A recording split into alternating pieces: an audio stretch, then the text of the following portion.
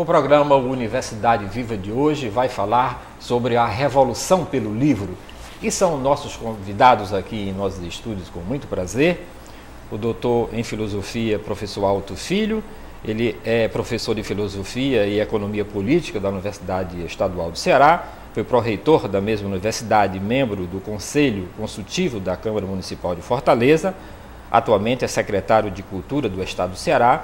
Tem como um dos projetos de sua gestão a implantação do projeto Sistema de Bibliotecas e aquisição de mais de 3.500.000 livros. O outro convidado é o professor Custódio de Almeida. Ele tem mestrado em Sociologia na Universidade Federal do Ceará, doutorado em Filosofia pela Pontifícia Universidade Católica do Rio Grande do Sul, publicou 18 artigos em periódico especializado e trabalhos em anais de eventos, possui 7 capítulos de livros e 5 livros publicados. Professor adjunto da Universidade Federal do Ceará, foi chefe do departamento e coordenador do curso de graduação, membro do Conselho Superior da Universidade Estadual do Ceará. Atualmente, ele é o pró-reitor de graduação da UFC. O outro convidado é Luiz Gonzaga Capa Verde, é jornalista formado pela Unicinos, Universidade do Vale do Rio dos Sinos, no Rio Grande do Sul. Tem mestrado em filosofia, também pela Unicinos, e 2 pós-graduações, uma em semiótica, de novo pela Unicinos, e outra em estilo jornalístico na Pontifícia Universidade Católica, em Porto Alegre. Foi jornalista de algumas das maiores mídias do país, como Rede Globo, Jornal do Brasil, Estadão, Revista Playboy e Rádio Brás. É professor universitário há 20 anos, atualmente trabalha na FGF, na Facete, apaixonado por livros, tem uma biblioteca com milhares de exemplares e algumas raridades. Nós vamos pedir um pequeno intervalo e em seguida voltamos aqui no programa Universidade Viva, hoje falando sobre a revolução pelo livro. Se você quiser mandar alguma sugestão, basta nos enviar um e-mail para fgftv@fgf.edu.br. Este é um programa que também é exibido pela rede pública de televisão.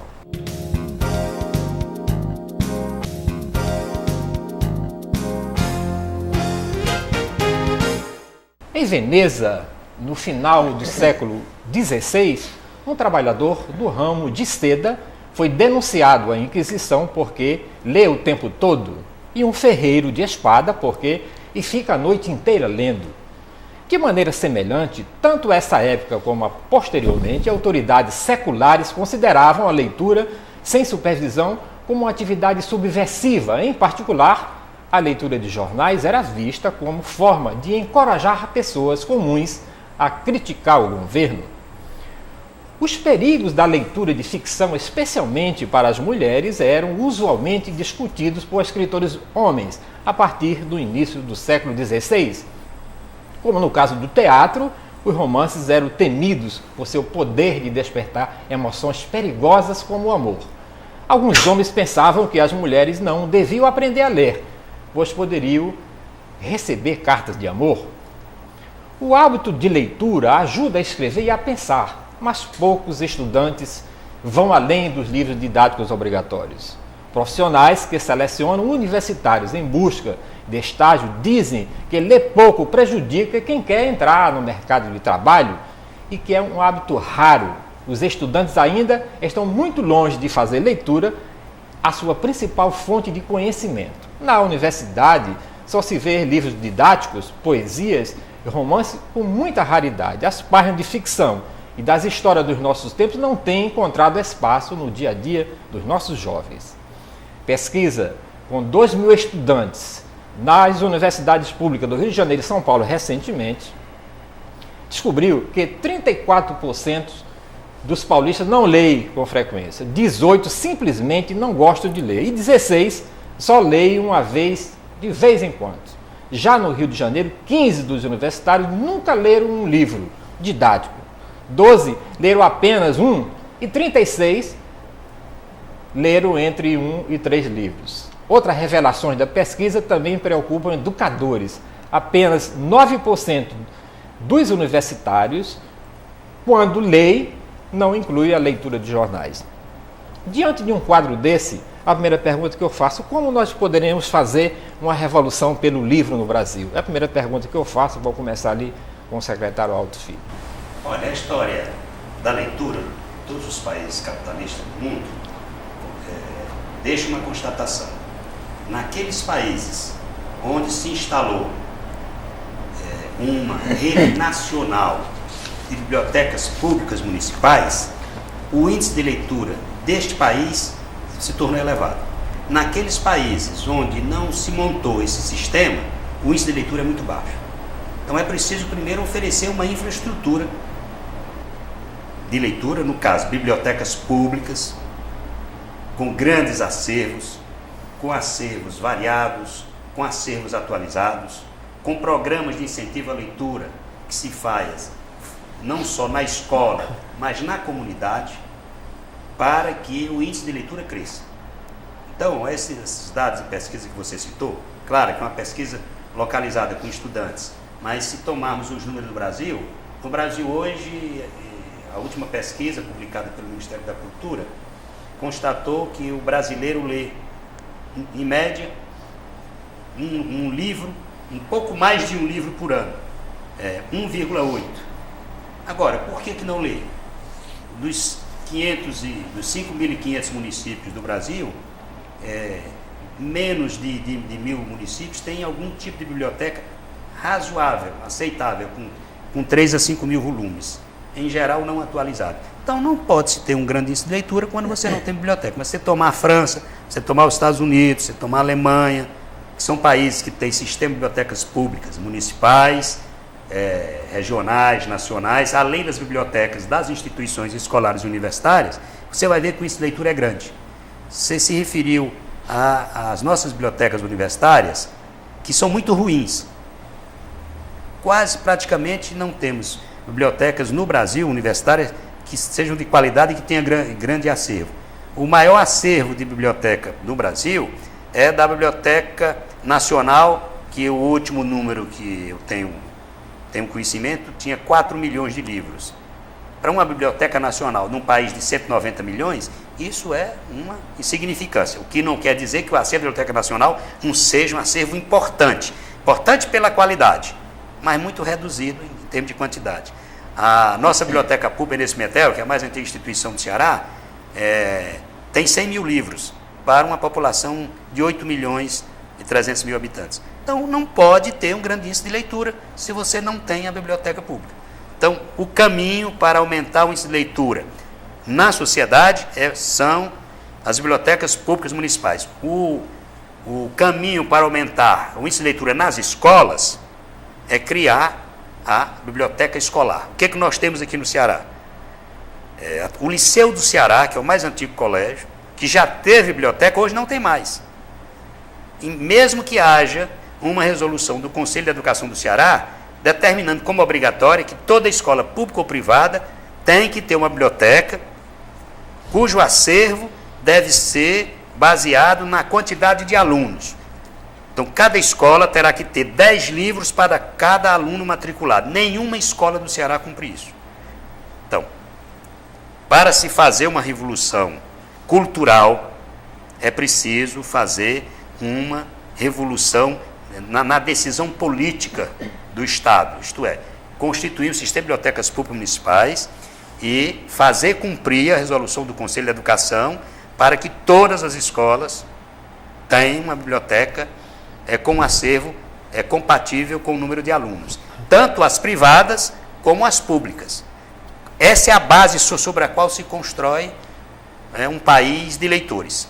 Sem isso, não adianta incentivar a criança a começar a ler de pequenininha, porque vai faltar o livro. E eu estou me referindo aqui ao conjunto da população, não aos filhos dos ricos, que esses sim podem ter acesso à leitura. Se tiver uma família que tem o hábito de leitura, os filhos naturalmente vão ler. Ok, Custódio de Almeida. Professor Alto, eu queria chamar a atenção também para o fato que talvez os filhos dos ricos também não estejam lendo, né? É bom a gente começar também a pensar por aí, porque o índice de leitores das escolas privadas, mesmo das escolas consideradas boas, né, ainda assim é muito baixo. Mas as bibliotecas são ruins e mais, as famílias dos ricos, aqui no caso do Ceará, é porque nós temos uma elite que é arrogante, incivilizada e inculta. Não há nessas famílias uma cultura voltada para a leitura. Quando o filho passa na universidade, o que faz o pai? O filho passa no curso de Sociologia, que você é um brilhante professor. Qual é o presente que o pai dá ao filho? Um carro. Um carro. Ora, se fosse na engenharia mecânica, é admissível que ele desse o carro para o menino desmontar o carro. Mas em Sociologia, Administração e Direito, um filho de uma família judia, né, europeu ou até mesmo americano, não ganharia um carro, ganharia uma biblioteca. Então nós temos uma classe dominante que, pela sua origem, ela é inculta, ela é incivilizada.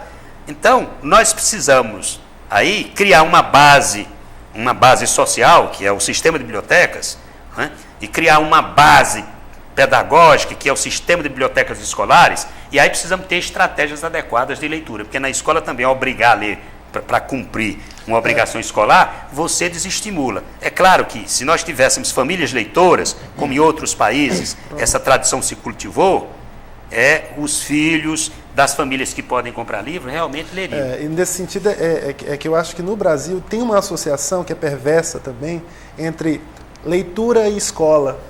E eu digo que é perversa porque a escola brasileira, por não ser uma escola que incentiva, que cultiva hábitos de conhecimento, se associada à leitura, ela termina distanciando, né, as pessoas da leitura. E no nosso país nós não temos famílias leitoras, né? As crianças não amanhecem, não crescem vendo seus pais, seus amigos, suas casas, com livros, né, com leitura periódica. Então, há uma associação com a escola. A escola é uma obrigação chata, porque a nossa escola ela é uma escola arcaica, né, uma escola disciplinar, uma escola instrutivista na era digital, tá certo? Então, quando há uma associação de leitura com a obrigação escolar, com certeza o garoto, a garota, ela vai resistir, né? Então, culturalmente, eu vejo que nós precisamos criar este hábito e expandi-lo para além da escola, né? Criar um hábito que seja no sistema de bibliotecas, criar o hábito que sejam os chamados hoje iBooks, né? Os livros digitais. Recentemente eu estava conversando com um grande cientista da área de saúde, ele me disse que há algum tempo ele não folheia um livro para fazer pesquisas, livro impresso, né? Porque teria acesso a todas as informações, os melhores artigos do mundo, através de leitura digital. Ou seja, a grande revolução é a leitura, né? E obviamente, eu vejo que é muito difícil ainda se alguém se apaixonar pela leitura digital se não foi capaz de ler um livro, se não foi capaz de, né, se prender algumas horas e criar esse hábito. Acho eu, assim como os brasileiros não gostam muito de música clássica, né? Assim como os nordestinos escutam muito mais forró, por uma questão de hábito, a leitura também não é algo dado, não é um dado natural, é algo que precisa ser cultivado, né? E com certeza a grande responsabilidade, ela é, antes de tudo, uma responsabilidade pública, uma responsabilidade, né, dos governos municipais, estaduais, federal, através das suas instituições, especialmente as instituições de transmissão de conhecimento, de produção do conhecimento. Então, os seres humanos, nós somos marcados por uma tarefa permanente de aprendizagem, né? Se a gente não aprende, se a gente não cria determinados hábitos, isso não cai do céu, não é algo natural, né? Os humanos precisam acontecer para ser, né? E a gente acontece fazendo alguma coisa. Então, a leitura, quem gosta de ler, é porque ler, né? Ninguém gosta de ler porque o professor Alto Filho é um bom leitor, eu também vou gostar de ler porque eu o admiro. Eu acho que a leitura é um hábito, né? É um hábito que a gente cultiva diariamente, é um hábito que a gente cultiva vendo as pessoas que a gente admira lendo. Eu, por exemplo, citaria a casa dos meus pais, né? Eu gosto de ler, mas eu talvez por ter me afastado da casa dos meus pais muito cedo, né, eu consegui ler, porque na casa dos meus pais não existe ambiente de leitura. Não existe livro, não existe biblioteca. Naturalmente eu não deveria gostar de ler, né? Então eu aprendi a gostar de ler porque mudei de lugar, fui para um lugar onde existiam leitores, as pessoas que eu passei a admirar eram leitores e o livro passou a fazer parte da minha vida. Ok, professor Capa Verde. Bueno, primeiro, obrigado pelo convite, para mais uma vez estarmos aqui. Eu faria uma rápida colocação no sentido de que a revolução não é nem necessariamente pelo livro, ela é pela leitura. Se nós não incentivarmos o que o professor aqui, né, enfatizou, a questão do hábito da leitura, nós não chegaremos a denominador, a lugar nenhum, muito menos ao livro. Ler não significa necessariamente ler livros. O livro é uma meta, digamos assim, um objetivo a se alcançar. Mas ler é um processo de construção, né, do indivíduo, é um processo de aprendizado permanente, de contato com a palavra, eu brinco sempre com os alunos, leiam bula de remédio, leiam Pato Donald, leiam Reader's Digest, leiam jornais, mas leiam. A leitura começa pela introjeção da palavra e a construção de um novo ser que se faz e se constitui só pela palavra. Nós só existimos enquanto seres, enquanto pessoas e daí enquanto civilização, porque nós falamos. Né? E o desafio agora, quem está em casa nos assistindo, a pensar a trajetória da sala onde está assistindo o nosso programa até o banheiro da sua casa. Como é que você vai até o banheiro? Pense. Pensou com palavra. Não tem como pensar ir a qualquer lugar se não pensar através das palavras que nos fazem, nos constituem. E através então do gosto, do amor pela palavra, a gente vai chegar ao hábito e ao gosto e ao amor pela leitura. O que eu acho muito complicado nesse mundo tão mediatizado, individualizado, materializado, onde não é mais o importante ser e sim ter, porque o ter é o ser hoje, né? Alguém só é se tem, e nesse mundo assim tão da aparência, tão do vídeo, da tela, as pessoas não estão muito preocupadas com o livro, não. Se for o livro na tela, até quem sabe, né? Um CD-ROM, ou um livro comprado lá ou baixado do Emule, na internet. Mas, enfim, eu faria a primeira defesa, assim, da palavra, né? Que nos faz aqui, estamos aqui por quê? Por ela, pela palavra. E daí para o hábito, e daí para a leitura, e daí para o livro, que eu acho cada vez mais complicado. Ok, professor, eu vou pedir um pequeno intervalo e o programa Universidade Viva hoje está discutindo aqui a revolução pelo livro, e se você quiser mandar alguma sugestão, basta nos enviar um e-mail para fgftv@fgf.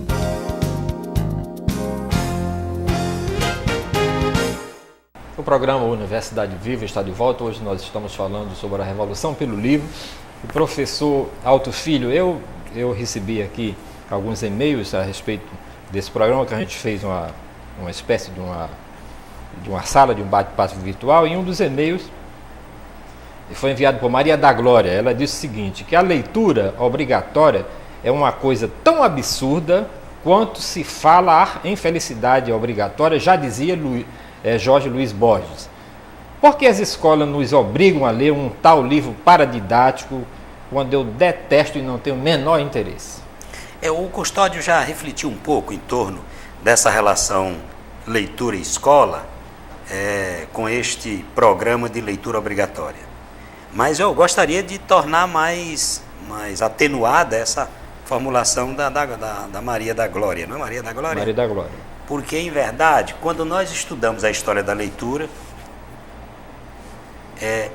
em alguns países, e eu acho que esse processo se repete quase todos, começa-se a ler obrigatoriamente. Aqui no Brasil, leu-se obrigatoriamente o primeiro catecismo da doutrina cristã para o menino fazer a primeira comunhão. Eu fui a vítima. Não é? Eu também fui vítima dessa leitura. Na Inglaterra, nos Estados Unidos, a grande leitura era da Bíblia. Se lia em família a Bíblia. Sim, eu também fui vítima. Então, era obrigado a leitura. Nós conhecemos história de grandes leitores, de grandes escritores, que começaram com a leitura obrigatória e depois, por um processo surpreendente, que alguns explicam nas suas autobiografias, de obrigação passou a ser um prazer, uma satisfação. Então, eu atenuaria essa observação, mesmo na escola que obriga a ler. Se nós temos história, isso é uma coisa mais recente, porque no meu tempo de escola não era obrigado a ler os tal dos paradidáticos, mas mesmo nesse período você encontra histórias de pessoas que começaram a ler por obrigação e toparam com um grande livro, com um livro que revelou o mundo, revelou uma dimensão complexa da natureza humana, que o jovem, a jovem, talvez estivesse meditando solitariamente sobre isso, encontrou no livro uma porta para o mundo. Stefan Zweig tem um artigo onde ele diz o livro é uma abertura para o mundo.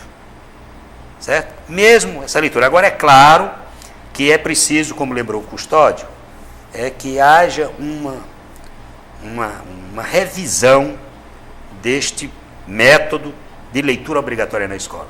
Porque os resultados maiores são, como a Maria da Glória, aí sim, estou de acordo com ela, os resultados são mais desastrosos do ponto de vista pedagógico, isto é, são mais negativos do que positivos.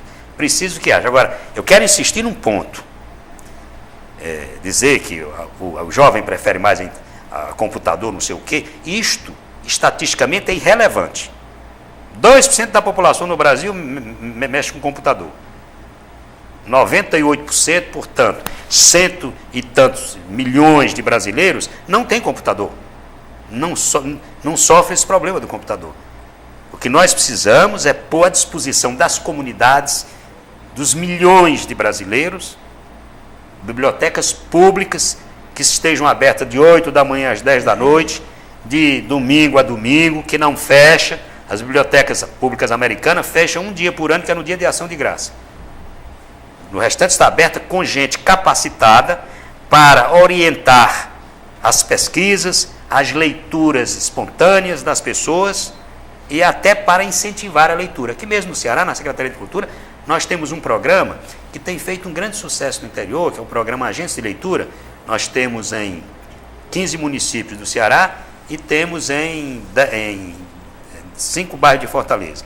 São 275 jovens que vão, cada um com 200 livros dentro de uma bolsa nas costas, com uma bicicleta, visitar as famílias. Olha, o sucesso desse programa, o interesse das crianças, né, dos jovens, dos pais e dos idosos, é impressionante. Formam-se comunidades de leitores, isso mais no interior e nos bairros periféricos de Fortaleza.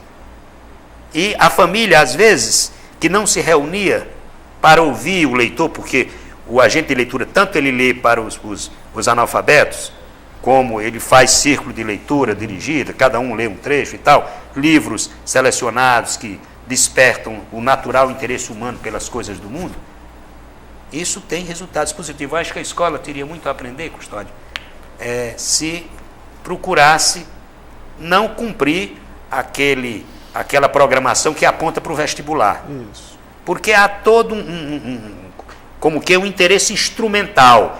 Você tem que instruir o indivíduo, e a palavra instrução, você usou bem essa palavra, instruir o indivíduo, programar o indivíduo para o vestibular.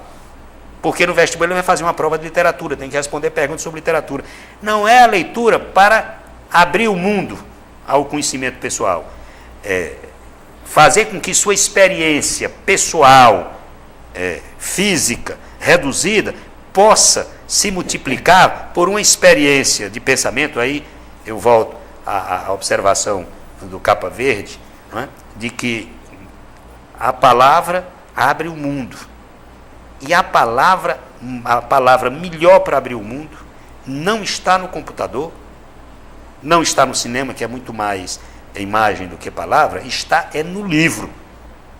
O livro é o grande repositório do conhecimento humano por muito tempo ainda. Portanto, e a instituição mais democrática, mais universal para abrigar o livro é a Biblioteca Pública Municipal. Então, a política para fazer uma revolução cultural em qualquer país, para criar um país de leitores, passa necessariamente pela Biblioteca Pública Municipal. Claro que a biblioteca escolar é universal, geral, não só de livro didático, ou chamado paradidático, ela é importantíssima para que esse país de leitores se faça com mais rapidez, né, e que um número maior de pessoas leiam. É importante observar. Eu vou colocar você, Custódio, porque o Marcos Pinheiro também me remeteu um e-mail perguntando para você, mais de 50% dos alunos da quinta série não sabe ler nem escrever. E como o senhor acha que a gente pode fazer uma revolução? Era nessa direção, inclusive, que eu queria a leitura tem que fazer sentido, né? Eu acho que eu gosto de ler, mas muitas vezes eu me deparo com leituras que me são enfadonhas. E o que é ser um enfadonho? O que é a leitura chata? É aquela leitura que eu não entendo, né? É aquela leitura que não faz sentido para mim. Então, assim, é importante que a escola é o lugar, né? Num país de famílias não leitoras, eu acho que a escola é o lugar propício, apropriado para cultivar isso, né? A obrigatoriedade não é o grande pecado. O pecado, eu acho que é muito mais a punição, né? É preciso que a gente perceba que uma educação disciplinar punitiva, ela não faz sentido, né, para a criança, ela não faz sentido para o aluno. Então, se esses jovens de quinta série que não lê, eles vão continuar, eles não gostaram de ler, não aprenderam a ler na primeira, na segunda, na terceira, estão na quinta, vão, né, provavelmente continuar nesse ritmo. Por quê? Porque pressupõe-se uma progressividade, né, no conhecimento, pressupõe-se um crescimento de complexidade e, no entanto, esse sentido originário que na infância deveria ter sido despertado, não aconteceu ainda. O livro, eu estava pensando, eu ligado a computador, né, eu trabalho direto com computador, sou formado em informática também, mas eu fico pensando, existem níveis de leitura, né? Provavelmente alguém não vai se considerar um leitor se não adentrar em determinados níveis de leitura. Se eu sou um leitor apenas de manchetes, se eu sou leitor apenas de placas, se a minha leitura é uma leitura meramente indicativa, com isso eu ainda não posso dizer que eu sou um leitor, que eu sou um apaixonado pela leitura. Quando é que talvez a gente possa dizer que alguém é um leitor, né? Quando o universo de palavras cresceu ao ponto do meu contato com a leitura poder ser mais denso. Então o livro me dá a oportunidade dessa densidade que as manchetes não me dão, né? Porque o livro me convida a permanecer mais tempo, a elaborar aquilo que eu estou lendo. O livro me convida a estender, né, os níveis de compreensão. O nosso dicionário, se não me engano, tem cerca de 460 mil palavras na língua portuguesa, né? Se a gente for ver, por exemplo, como é que a nossa grande população que domina cerca de 4 ou 5 mil palavras no cotidiano, tá, pode dizer que gosta de um livro, quando esse livro oferece, por exemplo, o dobro, o triplo de palavras de exigência de compreensão. Então, é preciso que a gente faça, né, a combinação da aquisição da palavra, da apropriação da palavra, a palavra fazer parte da minha vida, para eu compreender a leitura, e essa leitura ir se tornando mais e mais densa. Então, assim, eu digo para os meus alunos, olha, se você não gosta de ler, você tem que começar lendo 5 páginas, 15 minutos. Não force a barra. Eu queria colocar o professor aqui. Porque quando você consegue chegar a 200 páginas, certo? Significa que você já adentrou num determinado nível de silêncio e de elaboração, que fica muito mais fácil prosseguir e gostar de ler, né? Ok, eu recebi também outro e-mail aqui para o professor, né? Isso aqui parece que foi até você que mandou. Sou professor universitário de jornalismo há 21 anos. O seu é 20, né? Todo início do semestre pergunto aos meus alunos, vocês leem o quê? Silêncio na sala. É um bom livro. Um outro se manifesta, né? Tem dias que provoco. Alguém tem jornal aí? Justiça seja feita. Às vezes, tem um que tem. E revista? Nada. Eu brinco. Vocês têm certeza que pretendem se formar em jornalismo? Ainda há tempo de mudar. Aqui ao lado tem a faculdade de Economia, de Direito, de Administração, porque vocês não dão uma passada lá? Aí ele disse, por falar em administração, eu também sou professor de administração. Lá também não é muito diferente. Nos primeiros dias de aula, a mesma pergunta. E vocês leem jornais, revistas, livros? Nada, nada, nada. Alguns dizem que navegam na internet. Outros que leem livro de autoajuda. Citam o Monge e o Executivo. E os livros de Laí Ribeiro e de Paulo Coelho. Eu pergunto a vocês, Paulo Coelho vale? É a pergunta que eu faço para o senhor. Bom, para começar, acho que foi eu que mandei esse e-mail. Para mim mesmo. Não, Paulo Coelho vale, como eu disse no começo, vale tudo, né? Entre aspas, bula de remédio, tipo. Mas é assim mesmo na sala de aula de jornalismo? Também. Na sala especificamente de jornalismo, né? Mas talvez não, teríamos outras leituras, mas ainda assim ressalvaria que é a leitura. Não tenho um fundamento maior para falar do Paulo Coelho, porque confesso que nunca me atraiu a leitura do Paulo Coelho, né? Não li nada do Paulo Coelho, me sinto até um pouco envergonhado de dizer isso, porque fundamenta um pouco de resistência, de preconceito meu em cima do best-seller, da leitura de multidões, né, do livro que todo mundo lê. Eu sou meio avesso a modismos e tal, então tem um pecado aí que acho que devo pagar um pouco por não ter lido o Paulo Coelho. Não posso falar porque não li, eu acho que a gente tem que ler para falar, ver o filme para comentar, né? Mas, enfim, a questão do alunado que não lê é a questão de todo mundo que não lê. Os alunos vêm de casa, vêm do mundo para a sala de aula, né, trazendo cada um, como diria o Garcia, lá, eu sou de minhas circunstâncias, cada um trazendo o seu mundo e as suas circunstâncias. Então, não se lê fora, não se lê na sala de aula. Eles não leem em casa, não leem na sala, não leram antes, não querem ler, são resistentes à leitura. E talvez um procedimento como esse do professor aqui, sugerindo assim que se leia um pouquinho hoje, um pouquinho amanhã, né, venha a surtir algum efeito. Mas eu diria assim, não se lê no jornalismo como não se lê em contábeis, como não se lê em administração, como não se lê em lugar nenhum. Se lê cada vez menos, apesar das publicações atingirem cada vez maiores tiragens. Isso é uma falácia, se achar que porque o Paulo Coelho vende milhões, está se lendo mais, né? Está se lendo cada vez menos. E se lendo muito mais, entre aspas, na internet. O que me preocupa na leitura virtual, na leitura, né, da web, é que as pessoas têm aquela leitura fragmentada. Eles pulam do UOL para o Terra, do Terra para o Google, numa pesquisa, do Google voltam para o UOL, daí vão lá para o...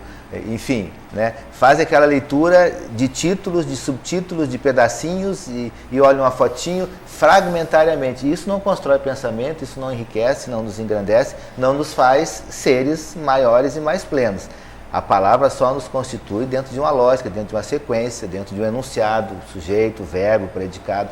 Quando eu falo eu vou ao banheiro, estou construindo, né, um pensamento dentro de uma lógica de argumentação, de retórica e tudo mais. Agora, quando eu leio assim, lá em cima, eu, aqui embaixo vou, aqui embaixo no, aqui banheiro, aqui tem uma foto do banheiro, vira uma coisa aos pedaços, que é o que me preocupa, assim, basicamente na leitura dessa moçada hoje, que é assim, totalmente, né, esfacelada, nuclearizada. Ok, eu vou pedir mais um intervalo, professor, que aí no retorno o senhor volta aqui no programa Universidade Viva. Hoje nós estamos falando sobre a Revolução pelo Livro.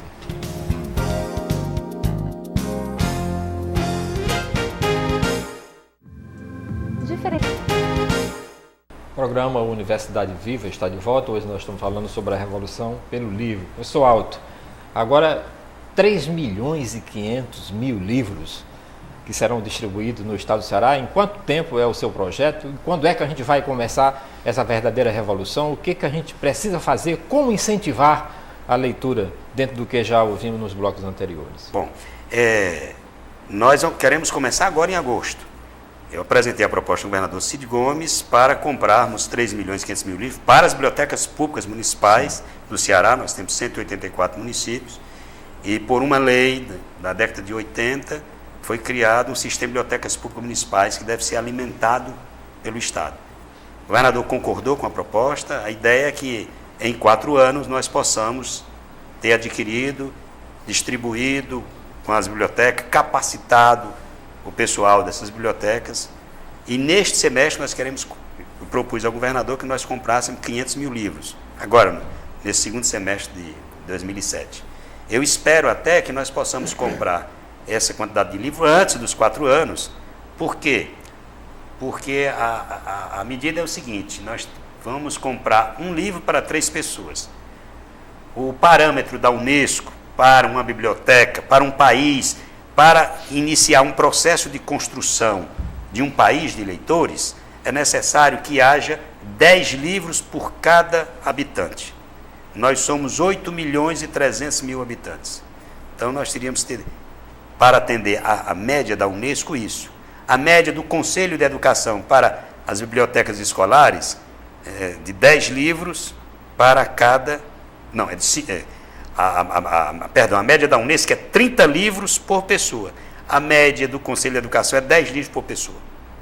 Nós estamos fazendo um pouco o inverso, estamos começando um processo.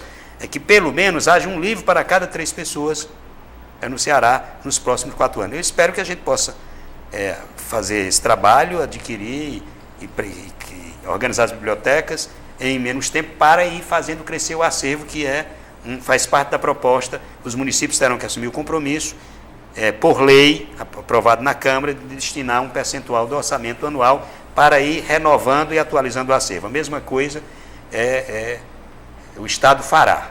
Agora, eu queria fazer 2 comentários que eu acho que são importantes com relação ao livro. Essa relação entre o computador e o livro.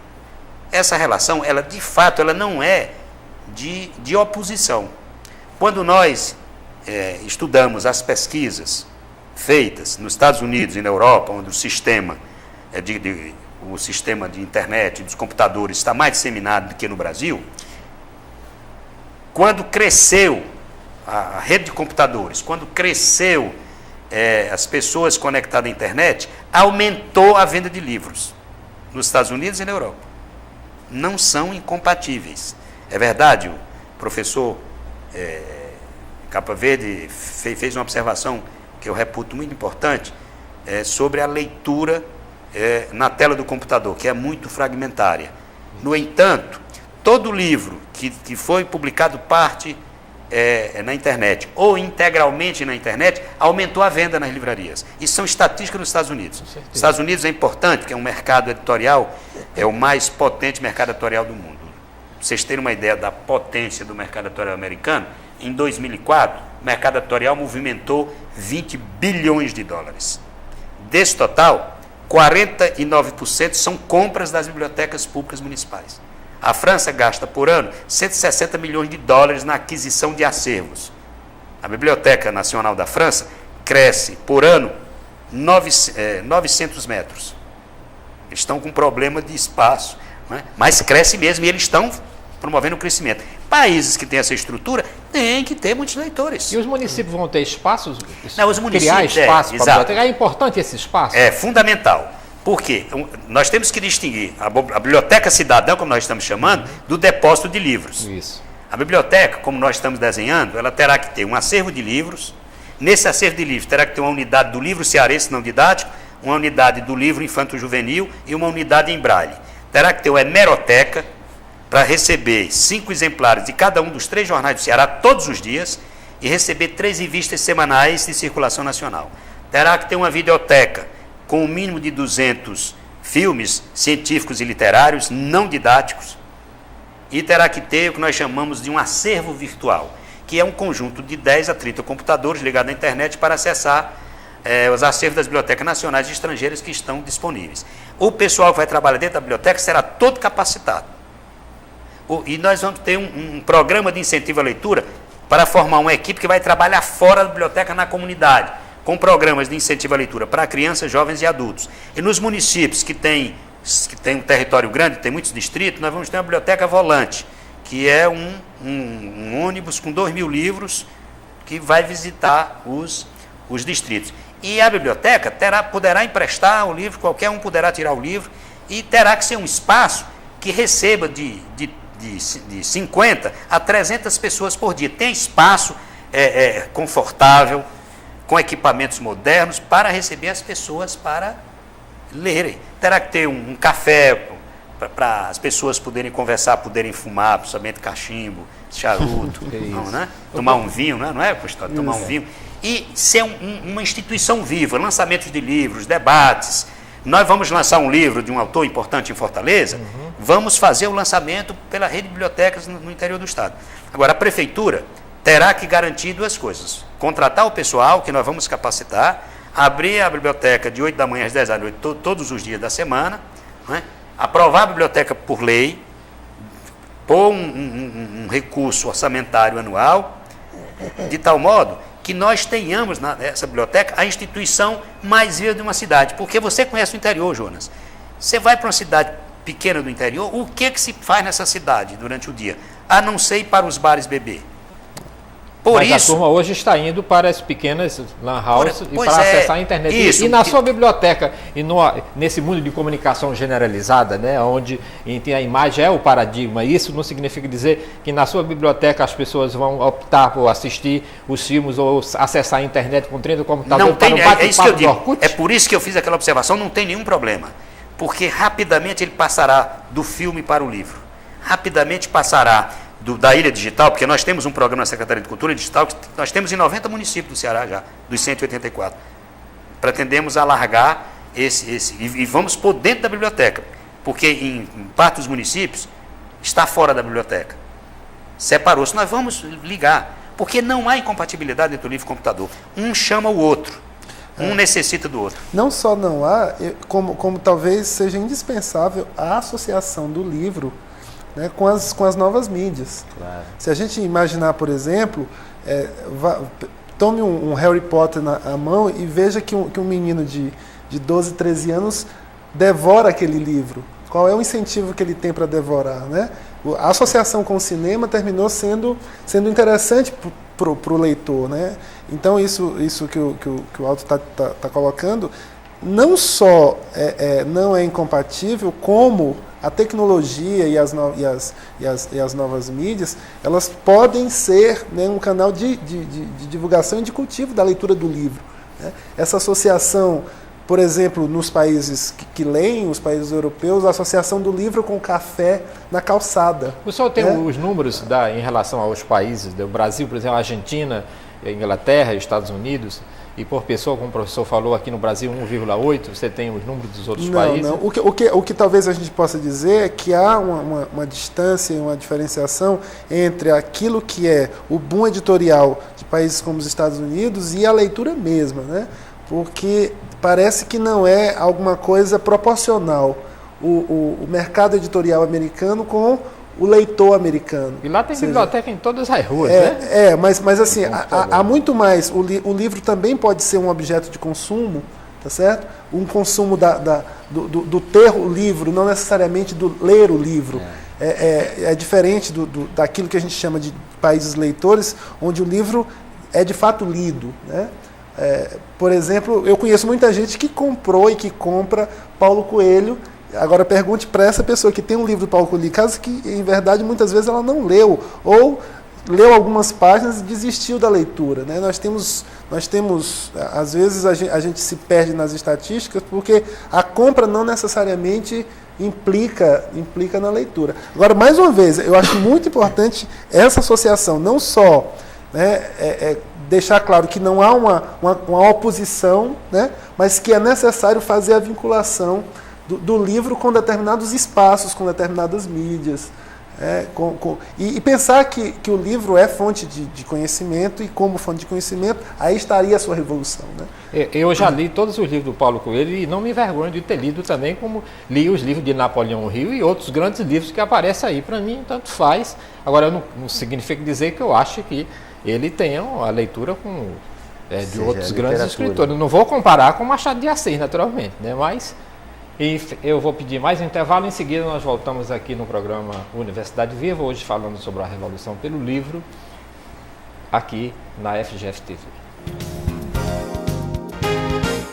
O programa Universidade Viva está de volta, aqui pela FGF TV, uma emissora da Rede Pública de Televisão, e hoje nós estamos conversando sobre a Revolução pelo Livro. Infelizmente, o nosso tempo está chegando ao fim, e cada um dos senhores tem 1 minuto para suas considerações finais.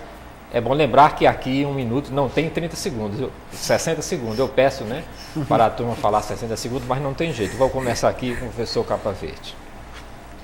Bom, agradeço então ao final, como no começo, o convite, e faço um convite a quem está em casa nos assistindo, para que, se não pensou, pense, e se pensou, repense a questão da palavra, da leitura, do hábito da leitura.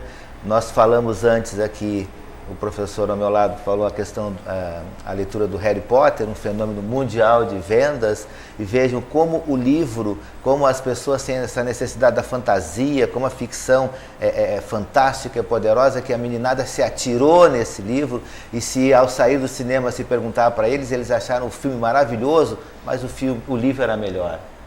É raro a gente ver alguém que leu o livro e viu o filme e dizer o filme é melhor. O livro é mágico, porque se descreve um beijo numa morena maravilhosa, é a morena maravilhosa da minha cabeça.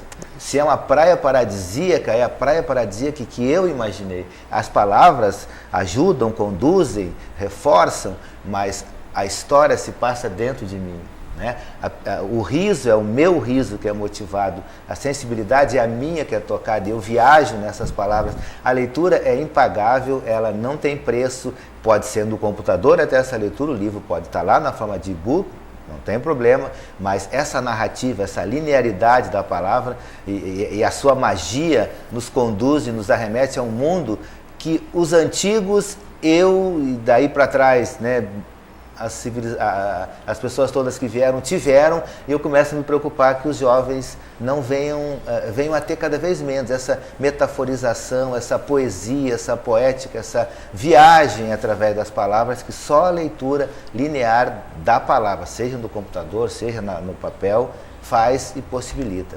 Essa leitura não tem preço e não tem tecnologia, é em qualquer lugar também, né? Mas eu defendo sempre essa coisa da palavra, uma depois da outra, organizadinha, estruturando nosso pensamento, nos fazendo viajar como nada mais nos faz viajar. Não há filme, CD-ROM, meio virtual que faça com que a nossa riqueza interior seja tão aflorada, tão tocada quanto a palavra linhada. Ok, professor Alto Filho. Olha, eu quero aproveitar a oportunidade do programa, ao agradecer o convite, convocar a sociedade cearense para fazer um pacto pelo livro.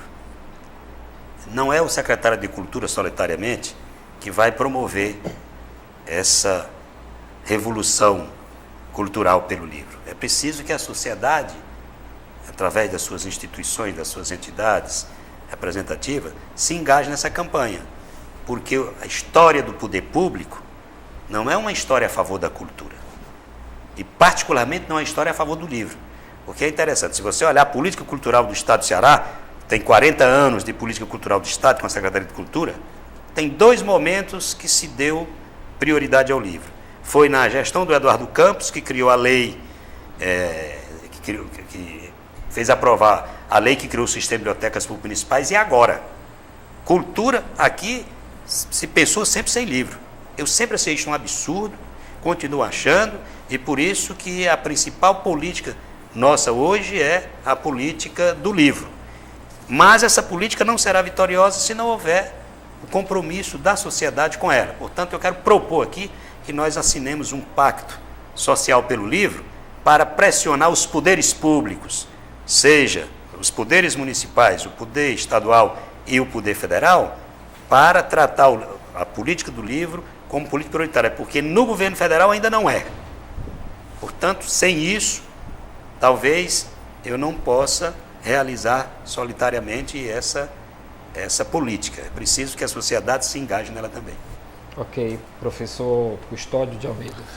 Eu teria 2 observações como considerações finais. Eu acho que uma primeira é dirigida à escola.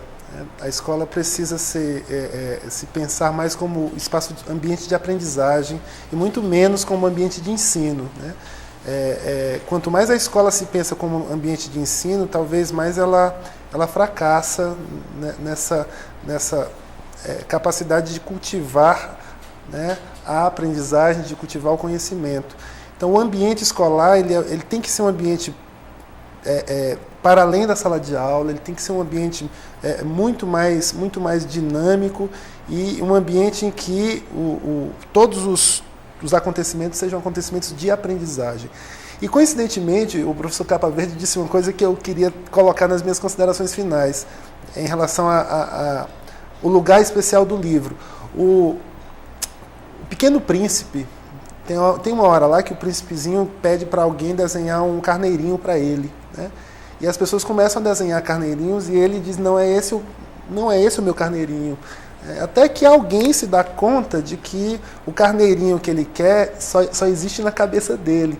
E essa pessoa desenha uma caixa e faz um monte de furinho na caixa, entrega a caixa a ele e diz, pronto, tome o seu carneirinho. Ele diz, finalmente alguém desenhou o meu carneirinho. Eu acho que o livro, ele tem essa peculiaridade, que eu chamaria ali um lugar de transcendência, um lugar de ruptura, né, um lugar de cultura propriamente, exatamente por isso. Porque ele não te oferece a imagem, né? Ele produz, ele faz com que você produza a imagem. Ele não te dá essa imagem pronta, né? Ele não enquadra aquilo que ele descreve, aquilo que ele narra. Ele simplesmente solta a tua imaginação para que essa construção seja feita. Então, talvez aí esteja a peculiaridade e esteja também isso que a gente dizia antes, né? A não incompatibilidade entre o livro e as outras mídias. Porque ele é um espaço que quanto mais o aluno tem capacidade de abstrair, né? Quanto mais o aluno tem capacidade de viajar, quanto mais o leitor tem capacidade de transcender, né? Mais ele se aproxima do livro, porque o livro cultiva isso. Então, eu penso que a escola no Brasil é um lugar privilegiado para o cultivo da leitura. Não acho que a gente tenha que, pelo menos imediatamente, esperar isso das famílias e tudo mais. É um lugar obrigatório, né, para a criança e o adolescente estar, mas a escola tem que mudar seus hábitos. A escola tem que deixar, como eu dizia no início, de ser instrutivista e passar a ser um ambiente de aprendizagem, um lugar de alegria. Ok, eu agradeço muitíssimo a presença dos senhores e o programa Universidade Viva, que é um programa da Rede Pública de Televisão, é exibido através da FGF TV e também através do canal 30, que é a TV Assembleia de Fortaleza, sempre aos domingos às 18 horas, com reapresentação às sextas-feiras às 18 horas. E agora também este programa está sendo transmitido pela TVC todos os domingos de 11 ao meio-dia e com reapresentação às quintas-feiras, 1h30 da madrugada. Muito obrigado pela sua audiência.